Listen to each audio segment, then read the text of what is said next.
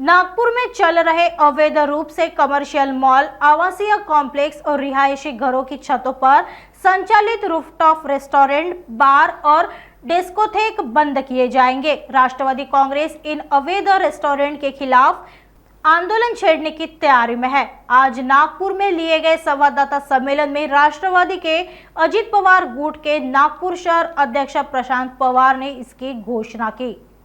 नागपूर शहरामध्ये terrace hotel आणि बार जे मोठ्या प्रमाणात सुरू झालेला आहे, ज्याच्यामुळे हा एक म्हणजे तुमचा याचा अड्डाच बनलेला आहे तो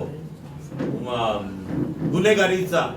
आणि याच्यामध्ये सगळ्यात महत्त्वाचं इल्लीगल दारू सप्लाय करणे, ड्रग सप्लाय करणे हे त्या रूफटॉपवर सगळ्यात जास्त होऊन राहिला।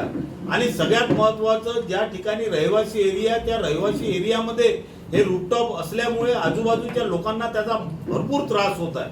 बरं, त्रास तर होऊनच राहिला, पण याच्यामध्ये एक्साइज डिपार्टमेंटचे लोक ऐवत दारू विकत असताना सुद्धा लक्ष देत नाही आहे। कॉर्पोरेशनचे लोक तिथं परमिशन नसताना सुद्धा लक्ष देऊन नाही राहिले आहे।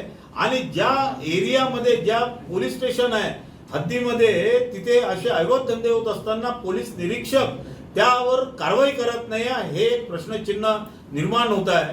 येणाऱ्या दिवसामध्ये आम्ही पोलीस कमिशनर साहेबांना याचं निवेदन देऊ, 15 दिवसाचा वेळ देऊ, नाही तर नागपूरच्या जनतेला मी तुमच्या मार्फत आवाहन करतो की तुम्ही सुद्धा आमच्याबरोबर रस्त्यावर उतरा आणि हे रूफटॉप जे नागपूर शहरामध्ये ऐवत धंदे करून राहिले, आपल्या मुला मुलींना बिघडवून राहिले, त्यांना या व्यसन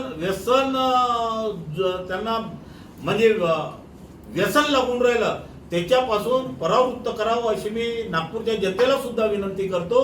आणि येणाऱ्या 15 दिवसामध्ये राष्ट्रवादी काँग्रेस पक्ष ही मोहीम हातात घेऊन हे रूफटॉपच्या विरोधामध्ये आंदोलन करणार। नागपुर समय, गली से दिल्ली तक।